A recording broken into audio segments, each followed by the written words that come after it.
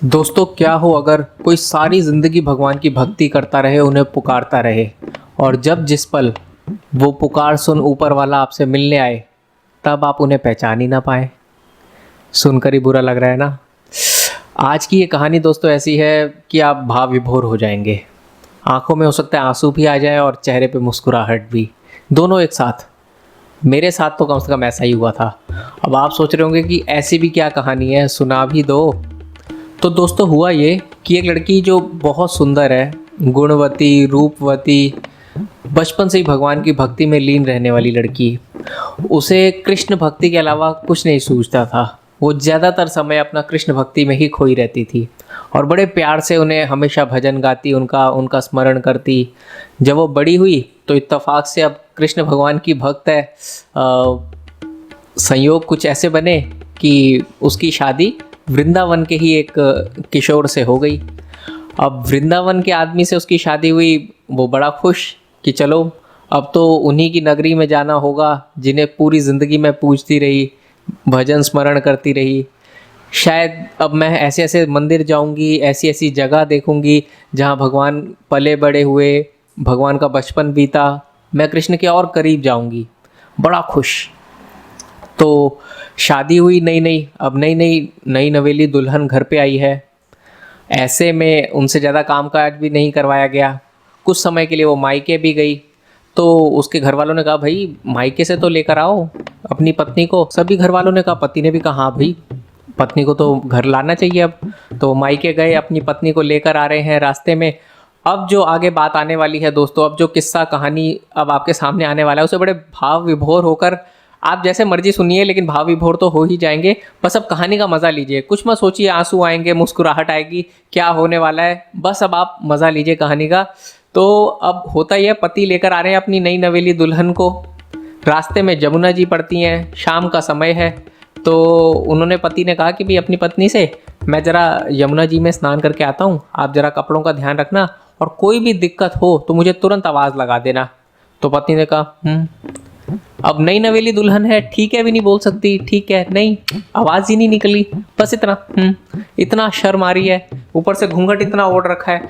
अब घूंघट इसलिए नहीं हटा रही कि अगर किसी ने देख लिया नई नई वृंदावन आई हूँ तो बड़ी बदनामी होगी, सब कहेंगे देखो नई नवेली दुल्हन है, शर्म ही नहीं है।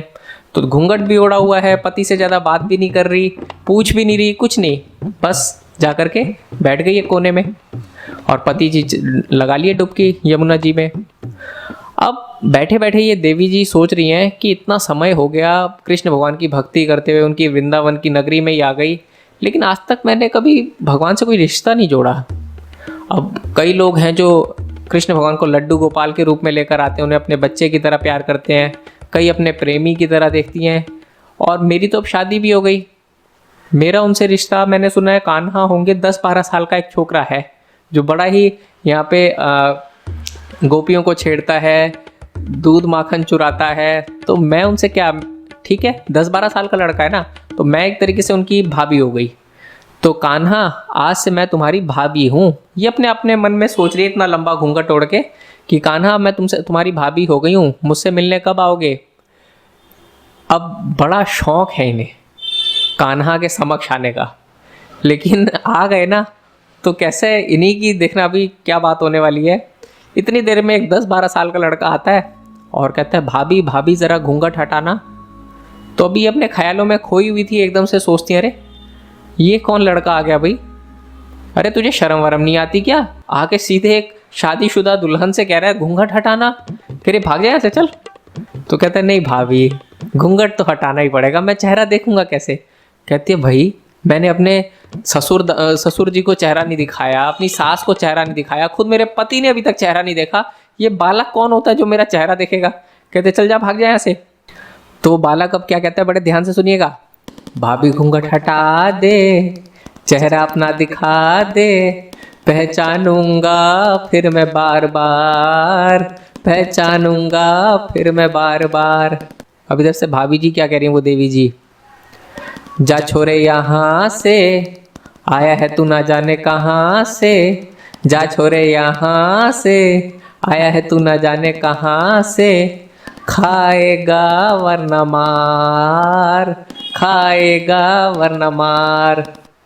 अब वो बच्चा भी कौन सा मानने वाला था। आई हो हमारी नगरी में, चेहरा तो मैं देखूंगा, तभी तो बनेगा रिश्ता पक्का, तभी तो बनेगा रिश्ता पक्का। अब उधर से देवी जी क्या कहती हैं, तुझसे रिश्ता क्यों जोड़ूं, पति मेरा सामने है, तू तो है छोटा सा बच्चा, तू तो है छोटा सा बच्चा।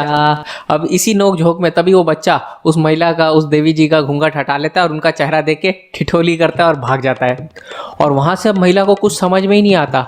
अब उधर से पति को आवाज भी नहीं लगा पाई, वो इधर से डंडा ढूंढे, क्या करे उसको कुछ समझ नहीं आ रहा और वो बच्चा भाग गया है। तभी इतनी देर में जो है उसका पति बाहर निकल के आता है। अब जैसे ही पति आता है तो वो घूंघट ओढ़ लेती है और फिर कंफ्यूज हो जाती है, अरे बच्चा मेरा चेहरा देख गया, खुद मेरे पति ने अभी तक मेरा चेहरा देखा नहीं, अब मैं क्या बोलूं इनसे।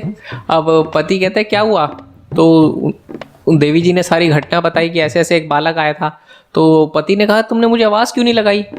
अब पत्नी भी सोचे, हाँ मैंने आपको आवाज़ क्यों नहीं लगाई, मैं तो या तो कृष्ण भगवान के बारे में सोच रही थी या आपके बारे में सोचती हूँ, तो मैंने आपको आवाज़ क्यों नहीं लगाई।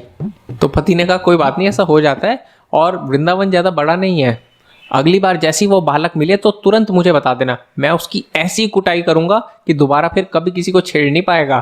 तो उस महिला ने कहा हाँ ठीक है ऐसा ही करना। अब ये बोल के वो वापस से घर आ गई। अब हर रोज जो है ना नई नवेली दुल्हन लंबा सा घूंघट ओढ़े यहाँ तक ढके रहे खुद को और सोचते रही कि भाई जो है ना एक ही शख्स है, एक ही बालक है जिसने अभी तक मेरा चेहरा देख लिया है। पूरे वृंदावन में किसी मेरे अपने सास ससुर सभी ने, किसी ने चेहरा नहीं देखा, बस वो बालक चेहरा देख गया है। तभी इतनी देर में सास ससुर कहते हैं अपने बेटे को कि अरे भाई बहू को थोड़ा बाहर तो घुमा लाओ, वृंदावन में आई है, बांके बिहारी जी के अभी तक दर्शन ही नहीं करे इसने, तो जाओ इनको बांके बिहारी जी के तो दर्शन करा के लाओ। अब वो दोनों मंदिर गए।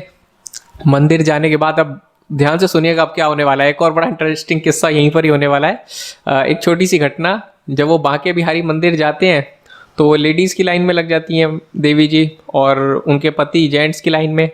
जब वो आगे मंदिर के दर्शन करते करते सभी बांके बिहारी जी की मूर्ति को देख रहे हैं, निहार रहे हैं, उनकी जय जयकार कर रहे हैं। जैसे इस देवी जी की महिला की बारी आती है और जैसे ये घूंघट हटाकर जैसे ही बांके बिहारी जी को फूल चढ़ाने ही वाली होती है कि देखते हैं अरे बांके बिहारी जी की मूर्ति की जगह तो वही बालक खड़ा हुआ है और बंसी बजा के मुस्कुरा रहा है, फिर ठिठोली कर रहा है, भाभी तेरा चेहरा देख लिया। अब इस भाभी को वो फिर चिल्लाती हैं और जोर से चिल्लाती हैं। फिर वो पति आते हैं, कहते क्या हुआ, अब क्या हुआ। कहते वो बालक मिल गया जो मेरे को देखकर जो है ना मेरी ठिठोली करके गया था, मेरा चेहरा देख के गया है। तो पति कहता है डंडा कहाँ है, कहते हैं मुझे बताओ कहाँ है वो बालक। तो कहती है वो तो रे।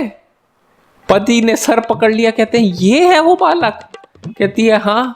तो पति ने फौरन तुरंत अपनी पत्नी के जो है पैरों में गिर गए, उनको दंडवत प्रणाम किया कि वाह रे वाह, तेरे भक्ति सच्ची है, तेरा प्रेम निश्चल है।